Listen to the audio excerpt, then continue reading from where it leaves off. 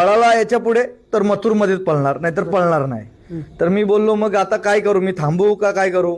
जगदीशनी सांगितलं मला, भाई तुम्ही पैरा करा, आपला नंदी बरा होण्यासारखा नाहीच आहे बर का, तुम्ही तुमचा पैरा करून टाका. बर तर त्यांच्या म्हणण्यानुसार मी सांगितला नाना मग पळायचा नाही दुसऱ्या नंदीमध्ये, माझ्यात नाही पळायचा.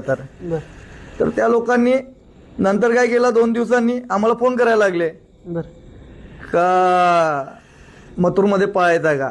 जर मी त्या साखरवाडीवाल्यांना कॉल केला, माझ्या त्या घरच्या, तो माझा घरचा नंदी आहे बावऱ्या बावऱ्या.